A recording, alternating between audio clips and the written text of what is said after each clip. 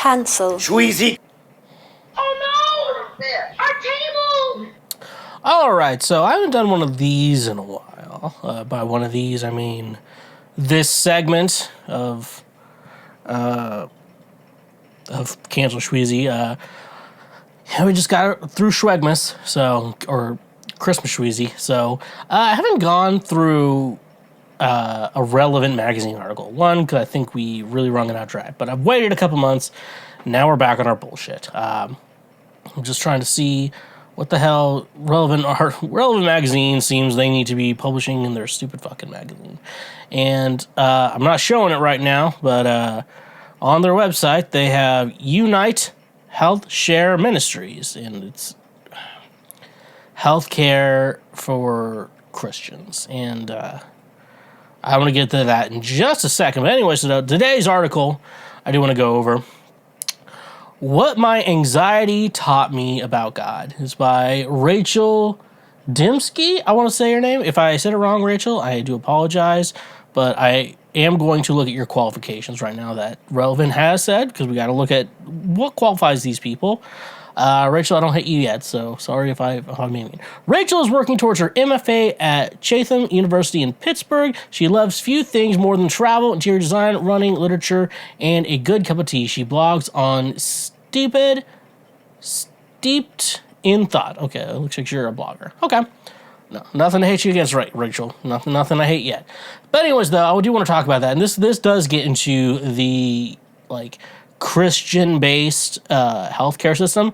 Might be good if you're like a pastor or whatever, but here's a problem I have. So, some of you may know, the reason why we're going over the article, What My Anxiety Taught Me About God, is that I've suffered with very bad anxiety, which doesn't make sense that I have anxiety considering how I'm always want to be the center of attention. I know it doesn't make sense. I had severe anxiety when I was in high school. It was depression, anxiety, and I barely could concentrate. And it's just so bad, anxiety was so bad I could barely concentrate. I could have some form of ADHD. I've not been properly diagnosed yet, so I'm not gonna say anything about that.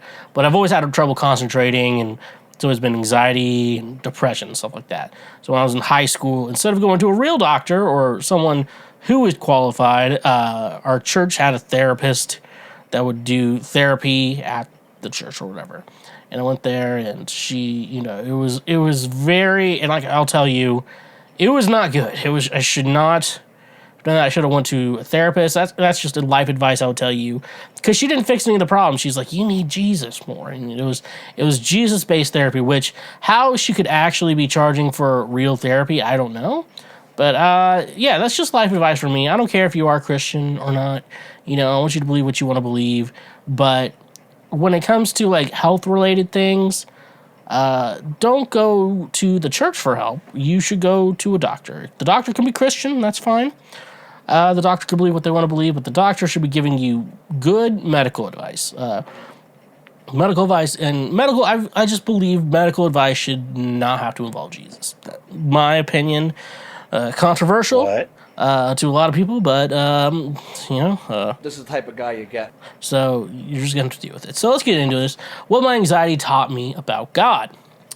How do you live as a Christian when you struggle with anxiety? She asked me, looking hesitant, embarrassed even of her question, like she was waiting for me to pacify her with mantras of just have faith or you don't believe enough. I sighed, unsure of what to say. I agree with you there. It's a question I've asked myself too. All my living memory, I've struggled with this sin, and I know many think it's a sin. I've heard that whispered throughout church halls and declared from the pulpit while I shrink back into my corner, trying to hide the tears that well up in stress and anger. I hear those voices in my head reminding me that real Christians don't struggle with anxiety. Anxiety is a fear often irrational pest. Its origins, I think, are in what we don't know. When I was little, I was afraid of the dark. In my teens, that fear stretched to cancer, illness, the future, and death. To some extent, we all worry about those things. A little fear tucked in the back of our minds into the someday section. But those who struggle deeply with anxiety find that the someday section has grown too big. The unanswerable fear and questions are let loose, gripping their hands around our necks in a way that paralyzes us with fear. Questions about faith, about God, about suffering can plague the anxious soul until it's difficult to think about anything else. But it is not the Lord's nature to send us through trials in vain. He can use our struggles to draw us closer to Him, such in this case with my anxiety. It's in ugly depths. I am finding treasures of hope that I will one day lay before the throne in the presence of all His angels, because I will know something of suffering and something of His love. Even angels do not. Here are a few of those things anxiety has taught me about faith. Okay.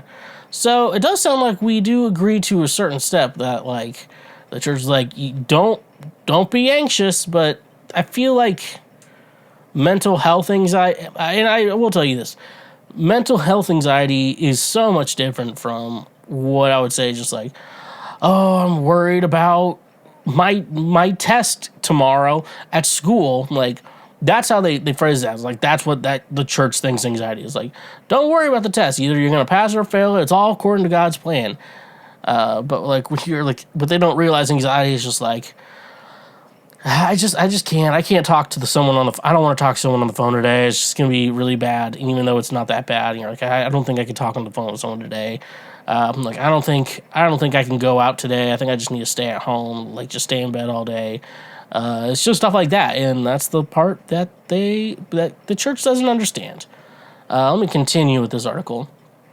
We are not meant to face anxiety alone. It is easy in America, especially, to think that the Christian walk must be journeyed in solitude. We are individualists who keep our prayers and cries private. We find the long-term issues of our neighbors messy and are hesitant to get involved. When I first tried to talk with other Christians about my anxiety, I was met with very caring but also dismissive responses that I just needed to have more faith.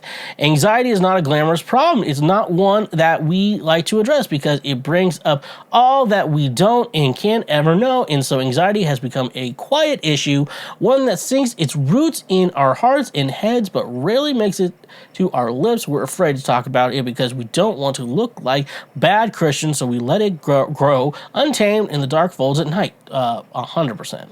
That's what basically I was told for the longest time. It's like, if you're just depressed or if you're just anxious, you just need more Jesus. Like, I don't know how fucking someone can go. You could go full throttle. Come on, Mark. Don't be stingy. No, wait. Let's go full throttle. You can go full throttle in that shit, and it does not make a dent in your mental health. It's like, I don't know. It's like, unless you're a Christian Scientist, which you all are just full of bullshit. I'm sorry if you listen to this. You're like, I believe Jesus, not science. So you go fuck yourself. But if you believe there's like, oh yeah, this person, he's an amputee. He doesn't have a leg, but if you believe in God enough, your leg will grow back. I'm like, and even like, I know pastors and like, who I do generally think are very well-rounded people who disagree and stuff, but like are somewhat very well-rounded. Like the amputee question just stumbles them. Like why does God doesn't heal amputees? And you're like, yeah, why doesn't God heal amputees? And stuff like that. And that like just stumbles a lot of people and stuff like that. And yeah, I mean, that's all even church will say. And I'm like, and guarantee some churches are better. Like, yeah, if some of them view, your anxiety as a mental illness, they'll be like, yeah, go to a doctor, go to a therapist and stuff like that. Like, go to a church-sponsored therapist so they can tell you the right thing to do about your mental health, even though they are 100% not qualified. This is just like me dragging through the dirt. But just a big lesson, just do not go to a therapist that's involved with the church. Go to very much a therapist who's like, I am separate from the church. I am separate from this. I am not involved in it. And they'll let you have your beliefs and shit like that, but it makes your life a lot fucking. I just wish I could tell my 16-year-old self that. I'm like, just, go to a real therapist, It's okay to ask questions. Part of the problem with just have faith mantra against anxiety is that it's only dismisses valid questions and fears it can also, in some circumstances, from uneducated Christianity. No fucking shit, Rachel. You are fucking spot on. As Christians, we are walking testaments to the grace of God, and we are to point others to the light. We cannot answer questions about the death and love suffering. Okay. Why do children get cancer? Yeah, this is just, yeah, and you're getting, why do children get cancer? Why does it seem like all people die randomly? Does loving God send people to hell? How come, that's just things like, and me working on my anxiety, I'm just like, you know what? Sometimes I don't know shit, and you just gotta hope for the best. And yeah, I get it. And like, yeah, it sounds like you're a good Christian. And you decided like, I don't want children dying of cancer. I don't like people just dying randomly, It's not good for anyone. It just sounds bad. The thing about truth, although, is that it holds up no matter what you throw at it. Christianity has always been around for so long because it can withstand the counter arguments. Christianity does require a measure of faith, yes, but it's not faith without reasoning. And yes, there are questions that do not have answers, but there are much larger questions that can be answered. It is okay. The Lord does not abandon us in our anxiety. You quoted the Bible. Okay, so you've read it. When I said, my foot is slipping, your love, O Lord, supported me when the anxiety is great. Okay, so we're moving forward in this article. It does sound like you're considering anxiety as basically just like, oh, I'm worried about the test tomorrow. And you're like more like worried about bigger questions, which I'm not dismissing. Like, why do children get cancer? And like, and it just makes you anxious and shit like that.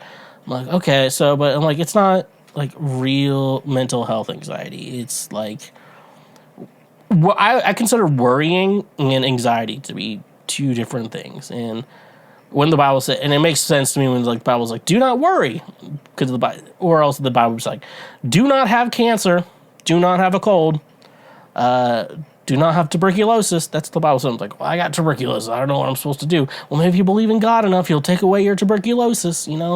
Just doesn't work like that.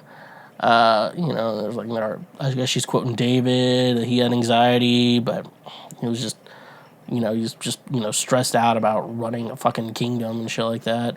So Rachel, I like some of the shit you did, and then it kind of went off the rails a little bit. I should probably say though, if you are struggling with your mental health, obviously there's a difference between suicidal and struggling with mental health. Go to a doctor, get on some pills, go to a therapist, talk out shit. Do not go to a church if you're having mental health problems. You wouldn't go to a church if your leg was broken. You would go to a doctor. That's what I'm telling you. Your brain is an organ. Your brain's having problems. You need to go to a medical professional.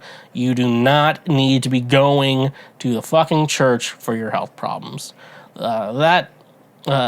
That's what I have to say. And, as our buddy Joe would say, this is the type of guy you get. So, just stay there from that. And come on, Mark, don't be stingy. Hey there, you just checked out a highlight from Cancel Schweezy. Thank you very much. I'm glad that you learned something and that you are now a smarter individual. Just so you know, we have full episodes and other many highlights available now. Click here for the next best thing that you can go check out as well. And make sure you press that subscribe button and press that notification bell. That way you get updated anytime we make a new post or anytime that we make a new highlight or full episode. So thank you, honk if you love butt drugs, and stay awesome.